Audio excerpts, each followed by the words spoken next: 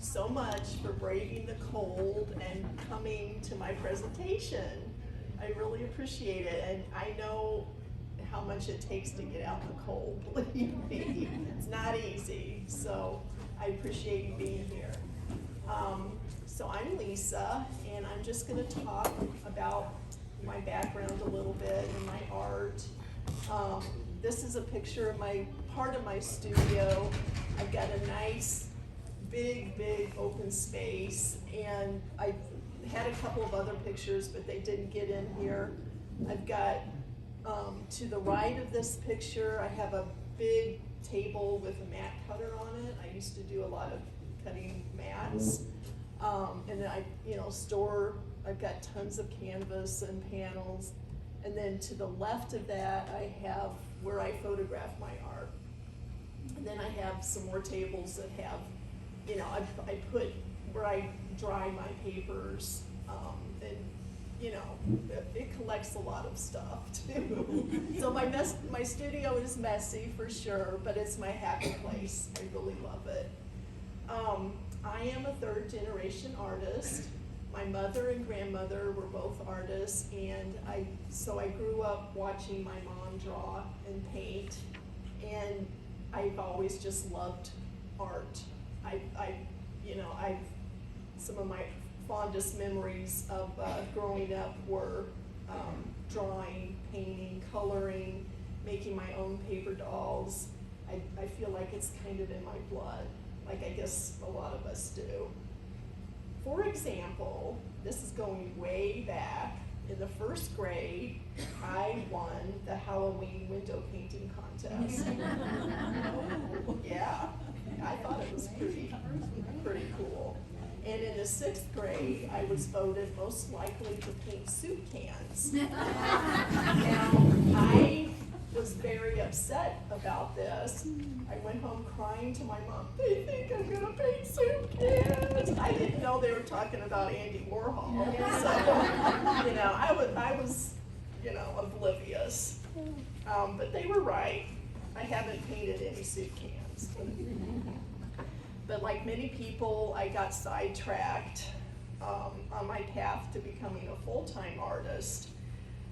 It was kind of put on the back burner while I raised and supported my family.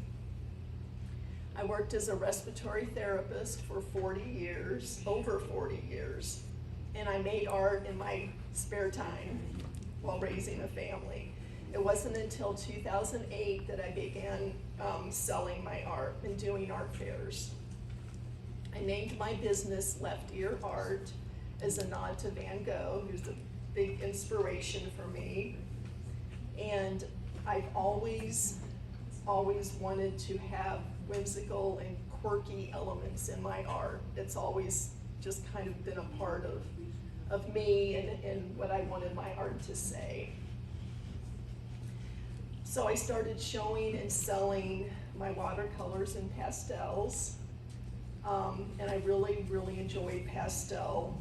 I went all in, took a lot of workshops with Albert Handel, Richard McKinley, and several others, bought tons of pastels and pastel paper, and I traveled all over the country doing plein air and traveled a lot doing art fairs.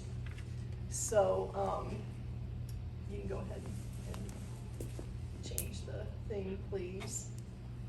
So for the pastels, I bought a whole set of Schmincke pastels. Aren't those yummy? Beautiful. I have Mount Vision, Terry Ludwig, Unison, Rembrandt, and I prefer the softer pastels. I used Kitty Wallace paper, which is there any pastel artists here? I don't think you can buy that paper anymore, but there's Pastel Premier.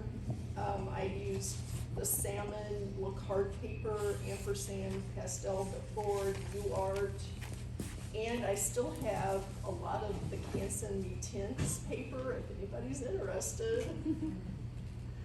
So from the very beginning, I really loved using non-local color for my landscapes, And blues and purples became my go-to for my trees and grasses.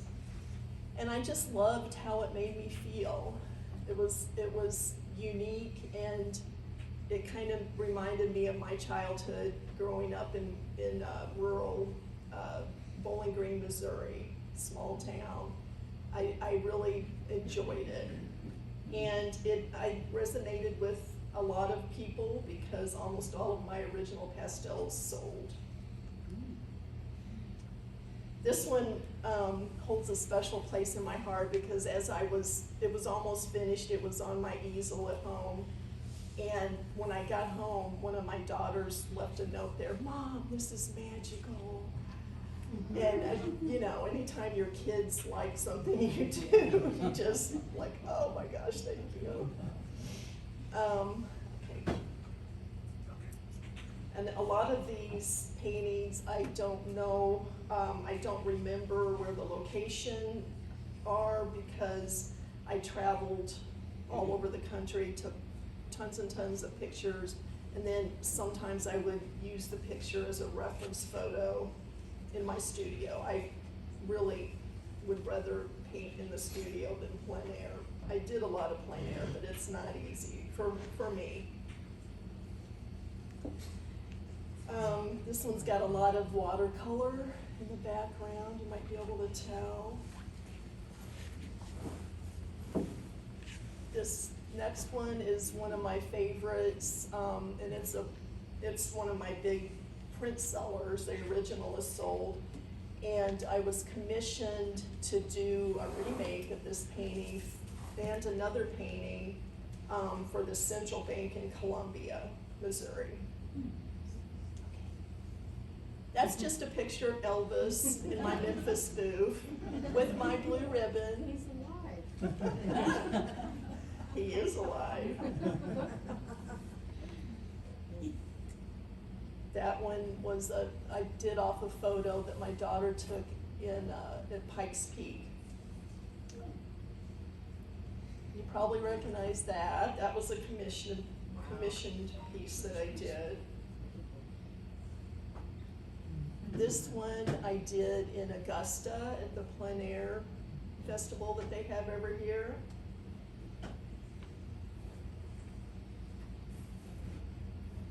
That one was somewhere in rural Washington, Missouri. Some people wanted me to go out to their farm after I was doing the Washington Art Fair many years ago, and I took a picture and did that one.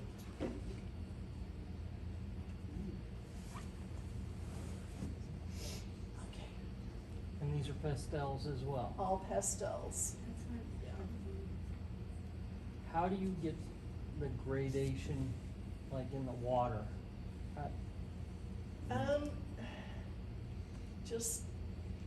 I use sanded paper, and like I said, I love the soft pastels as opposed to the hard. Just, you know, with the soft pastel, just Kind of works its way. yeah. That's incredible. Okay. That's a Best of Drawing Award that I won in Edwardsville Art Fair. I've been very fortunate to win quite a few awards with my art. This one was done in Upper Washington State near Mount Vernon, Washington.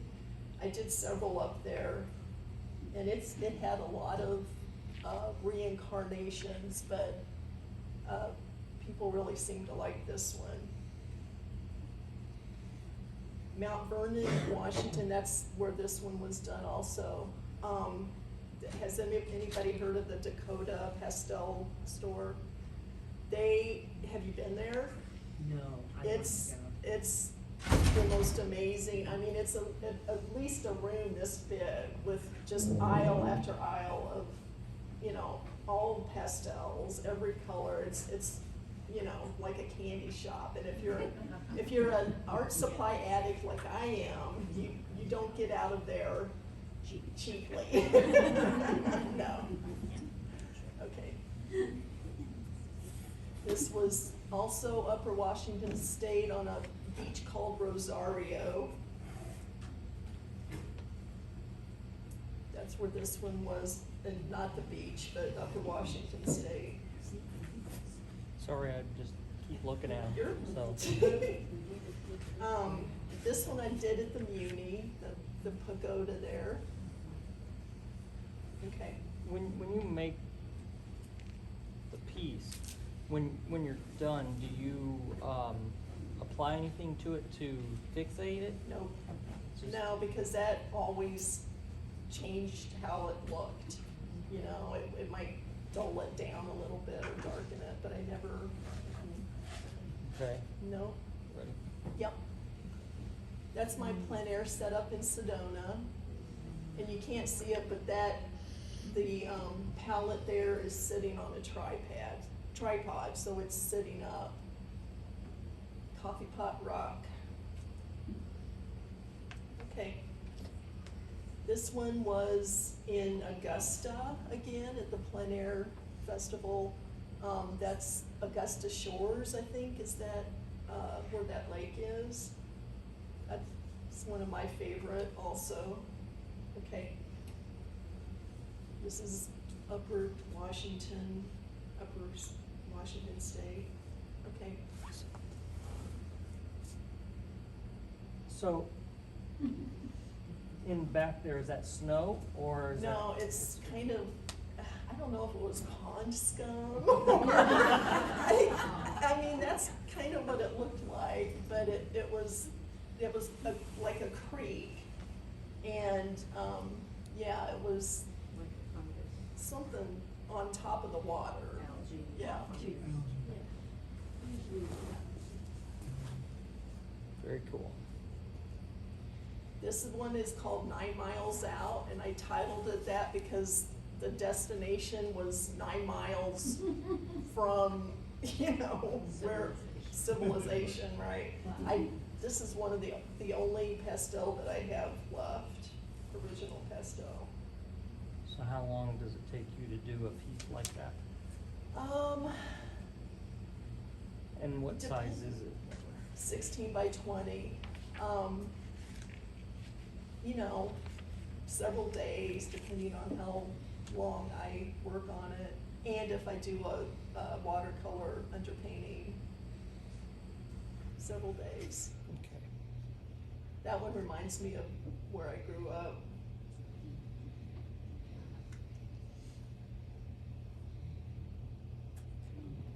That one's called Marshy Reeds. This is the same, can you see the pond scum or whatever? That's not nice to say that, I guess, but that was the same location as the other one with the pond scum. Okay. And this one I did from a pic my daughter took in Cancun. So, after years of doing art fairs and, you know, lugging the heavy framed pieces from art fair to art fair, unloading them, loading them, trying to protect the frames, I made a ton of those silver bags. I just got very frustrated with the whole framing process. It's super expensive for the molding, for the museum glass. Like I said, I used to put them all behind mats and trying to keep the pastel from getting on the mat, you know? It's a whole thing. It's you know, just very frustrating, time consuming, expensive. So I decided that I wanted to play around with mixed media and find something that did not have to be framed. So, so that's some of my mixed media, and there's lots more than that. It's just, like I said, I'm an art supply addict. I love buying art supplies. Okay. I started with doing florals, and with my floral mixed media, what I do is I use piano sheet music, text, dictionary entries, recipes, bingo cards, things like that. And I collage it onto the panel and then do paint patterns on top of that. I used alcohol ink, stencils that I made. I used mark making with bubble wrap, a piece of foam board, fabric that has, you know, heavy ridges on it. And I do the paint patterns. And then on top of that, I would draw my subject in ink and then paint with watercolor or acrylic. And I had so much fun, so much fun. So do you, when you're putting down your papers at the, on your background, you like do like gel medium or Mosh Podge type stuff? Matte medium, Matte medium? yeah, Okay, Mhm. and then you paint over that? yeah. Good old matte medium. Is that on canvas or panels or? Panels, wood, cradled wood panels, yeah. That's what almost all of my stuff is on now.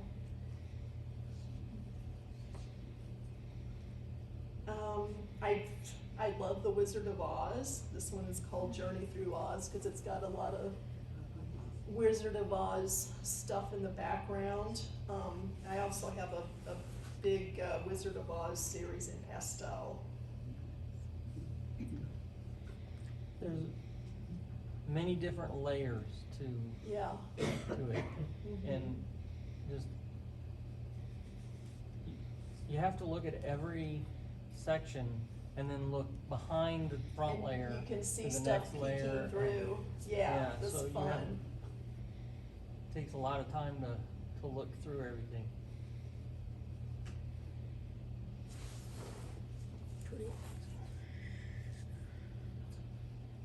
That was a big painting, 2 feet by 4 feet. This one I just did, it was a commission piece, it's 3 feet by 6 feet. And, for these people here that are putting it in their winery. Wow. How long did that take? A couple weeks. I was really trying to hurry up and move on it because they wanted to go back to their main home in Colorado before, or after, let's see, no, before Christmas, so I was trying to, really get it. This one, it has, it doesn't have any collage in the background, they didn't want that, but it's got the paint patterns. Is that the largest piece So- you've done? Yes, it was, that thing was so big, it barely fit in the back of my van. So after having so much fun that you'd think it would be illegal, making all this mixed media, I wanted to do some landscapes using paper, and that's what I'm still doing now. And I got the idea because 45 years ago, I started doing landscapes out of wallpaper samples. And I thought, well, if, I didn't want to do that now. I thought, well, why can't I just use, make my own paper, paint my own papers and do that. So that's what I started to do. So the way I start is I just, start with a sketch on my sketch pad. And then I usually decide what my color palette, what I want my color palette to be, and then I'll paint all these papers. I use watercolor paper, mulberry paper, mixed media paper, sometimes I use scrapbook papers, but I cover them all and with paint and patterns. And then once I have done that, I'll redraw my drawing on tracing paper that I put on my wood panel. and I number all of the, yeah, go ahead. One more. There. I number all of the different pieces, so I'll know where it's gonna go. Okay. So on that piece up there, I can't see but it looks like 47, 48, 49. Are those all different pieces, or are you? They're all different. Yeah. Wow. And I plan, you know, after I do my drawing, I plan where I'm going to put each color or each piece. And on this one, I tried to kind of plan it so, that's this painting here. So, there were corresponding colors on the other side.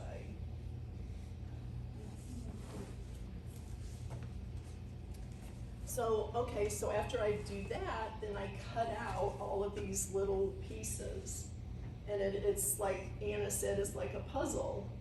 I cut all of them out. And then You cut them with an X-Acto knife? scissors, yeah. Cut them out with scissors, and then I use that as my pattern on the painted papers and tear the painted papers, okay. And then, I tape the individual, pieces of paper on my panel. And I wanna get an idea of what it's gonna look like, if I need to change something, you know, tweak something here or there, and I usually do. Would you ever consider keeping that effect in the final product where you have the space where it's hovering over the background, casting those shadows? Yeah, I like the shadows, that's interesting. yeah, It adds I- some interesting depth, I just don't know how it would work in your final piece. yeah. Yeah, I'm not sure how I do that, but I think about it now. Sorry. No, you're good. They do have some depth to them with you know, not as much as that, but yeah, that's a good idea. So, on this left side by the tree, you've got some really narrow sections there. Mm-hmm. So you're tearing top and bottom. Yeah. So it's not like they're laying on top of one and laying like roof tiles, but Yeah, they're they just, are. there are a little Yeah. bit that they're doing that? Uh-huh. Okay. Yeah, they overlap. Okay. So I wanna make sure that I have the panel covered with paper.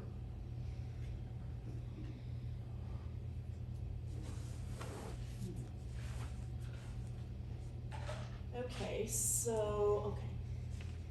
That's the little house I did on the vertical painting. So at this point, I tape all of the papers off they're taped on there. I take them all off and I'll paint the sky in acrylic. Oh, Like that? that Okay. one, yeah. Okay. And then I will, take all the pieces and collage them onto the panel. And that's the finished product, which you can see over here. That one is titled, "Nothing Can Replace Sunshine on Your Face." Okay. That one is titled "Tilt-A-Whirl." Okay, I like that. thank you. And that's how all of these are done. And all of these, mixed media collage pieces the landscapes are out of my head, my imagination. I just, I want something quirky and weird, and so I'll come up with something. Okay.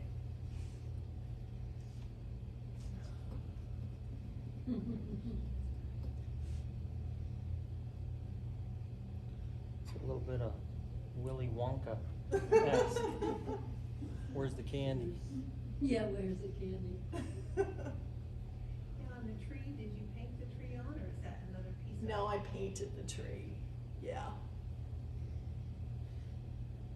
I painted the tree and the sky. You said you use paper for doing that, you paint over the paper. Uh-huh, Could you yeah. actually probably use, cloth material and stuff like that if you wanna get a little bit more different textures and stuff? You mean actually use the cloth on the panel? Yeah, Or- you know, use cloth and paint over the cloth with your patterns Yeah, and I stuff. haven't done that, but that's an idea. I don't know how well it would hold on the panel, with the collage. It'd have to probably be some heavy glue on there. That's a really cool piece. Yeah, that's a lie. Thank you. It's like a Neil Gaiman novel. Yeah, yeah. I like quirky, whimsical stuff. These are all worlds that would just be fun to be in. Uh-huh, yeah, like Dr. Seuss kind of Yeah. worlds, That's where I want to live. You need to do an adult imaginary book. We can all go there.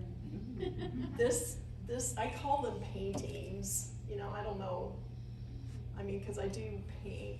This one was chosen for, the Webster Art Fair 2022 Nice. poster. Nice. So cool.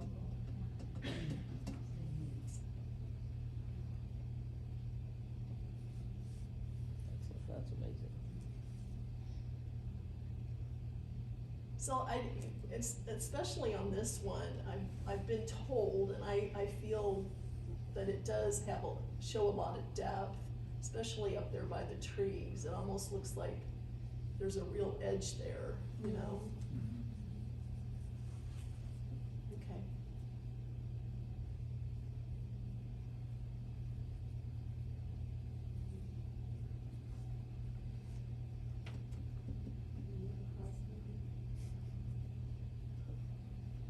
That one is down there also. Okay. The title of this one is They All Hated the Purple House.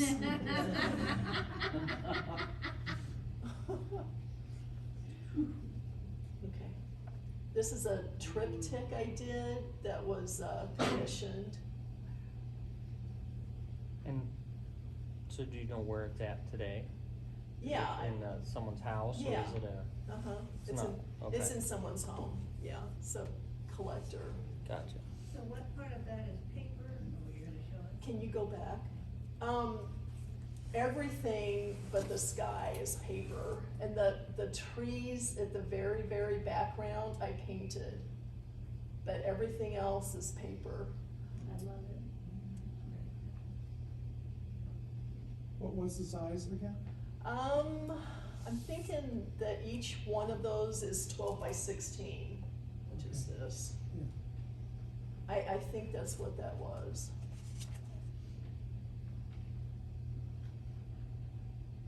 I was happy with how it turned out. Got a really good eye for texture and color. Yeah. Thank you.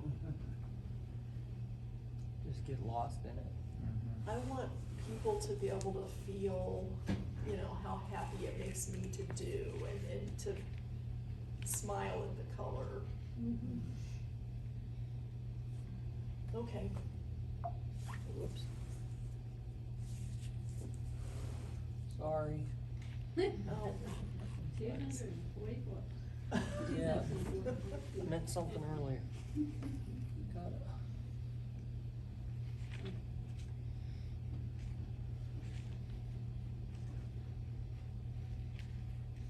Okay, next one. So I went to Portland, Oregon last year to an art retreat. And in the evenings, when I wasn't doing anything, I worked on this. And that's the sketch and the panels with the tracing paper,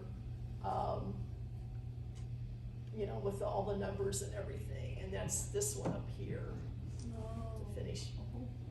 piece. Those are the papers I used.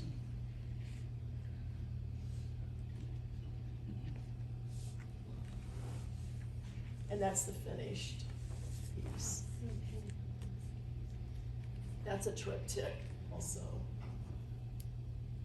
The day is full of great potential. Oh, this one, Michael told me that you guys liked whimsical things, so I thought I'd put this one in here. One of the classes I took at the art retreat was called Wonky Sisters, and it's a sewing class. And this is all made out of fabric. Yeah, it was a lot of fun.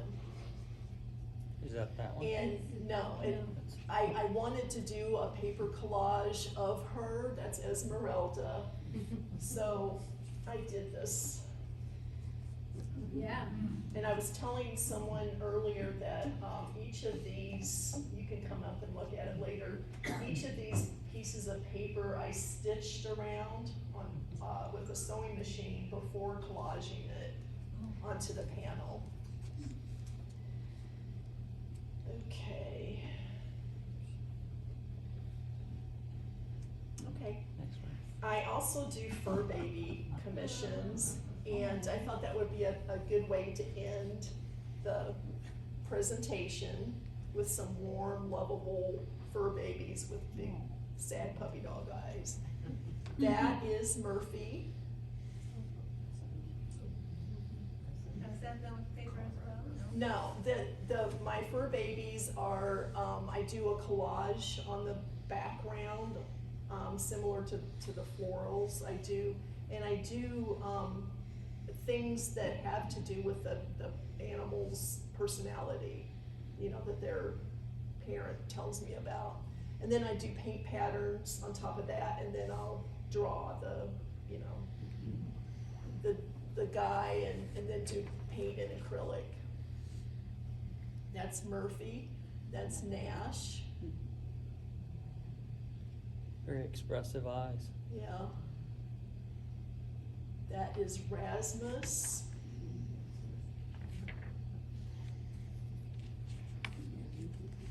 And that's Bumble, and I did this painting for St. Louis Stray Rescues, Urban Wanderers, art show that they had an auction. And I hope he got adopted, I don't know. I mean, the painting sold, and that's my fur baby painting. Big happy boy. Does anybody have any questions? Pedro. Okay. Now, when you said you used the matte medium, you glued the paper to the piece. To the panel, to the yeah. panel. And then do you use the matte medium over all of it to kind of Mhm. secure it, Yeah, yeah, over all of the paper, yeah. but not over the painted? No. Mm-mm. No. I mean, I did, like, when I put my trees on, you know, sometimes it'll get around the edges, I just wipe it off, so it doesn't, there's no, inconsistency with the sky. Do you do workshops? No. No. I don't know, Michael told me that you guys like seeing, you know, me do things, but it takes so long, I don't know, I didn't know how I could do that in the time allotted and show you, you know. So, Well, I think there's you so many explained different the process. steps. You explained your process pretty Yeah. very well. Yeah. Mhm. It's good. It's interesting. Do you transfer your sketch then onto the board, or do you just work on? Well, I start with the sketch pad, and then I just redraw it on the tracing paper. Yeah, I didn't know if you went from the tracing paper, if you transferred anything onto the board itself, or you just work from the, No, yeah. mm-mm. The only thing I do is I wanna know where my horizon line is for the sky, but I don't, no, none, it doesn't go on here. happens to the tracing paper then? I don't understand that step in the process. Well, after I get the drawing done and all the numbers, I cut out all these different They're pieces. patterns, okay. Patterns, I use them as patterns for my painted papers, yeah, I was like, why, what is that step? I don't. yeah, Cut everything a couple different times. yes. But I love it, it's, you know, like I said, there's so many different steps and processes, it's a lot of fun, I really enjoy it. So then you lay your pattern onto your paper, Yeah, and then you say you cut it I out. tear it, usually You tear tear it, uh-huh.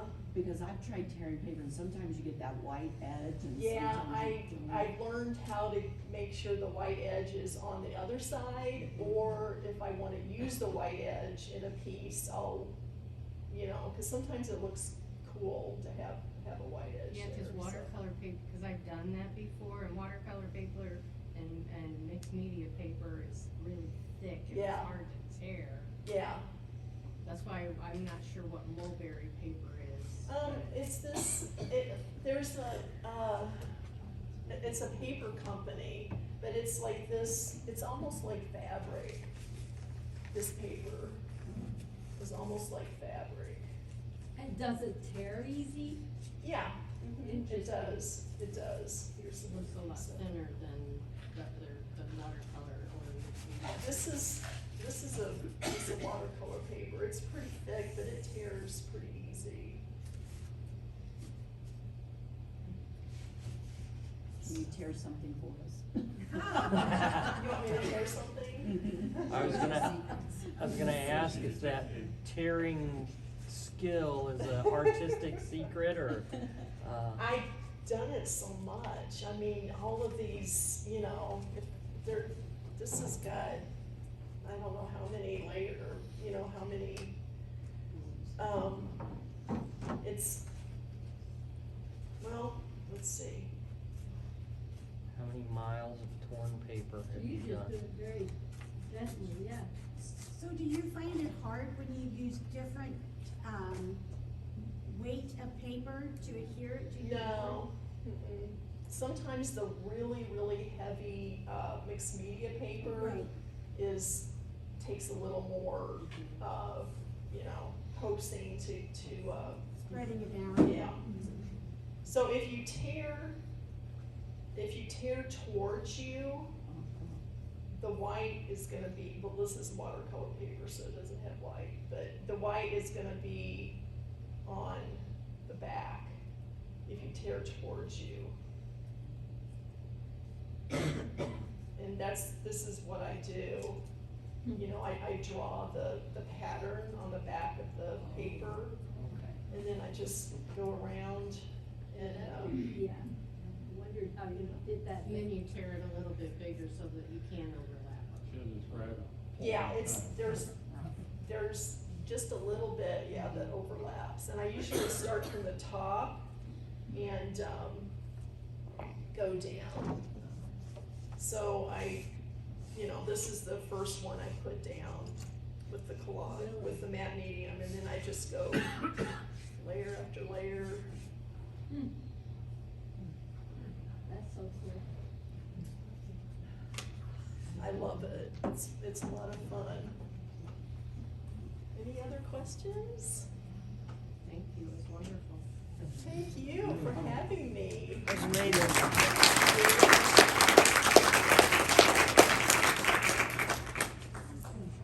All right, Appreciate it. fantastic, good. There's so much more into it than what you just, your first look at it. And then you gotta look more, and then you gotta look more. And I would dare say that some of the pieces you have in people's houses, that they're still looking at it and seeing more. That's amazing. Well, that's a good thing, yeah. Absolutely.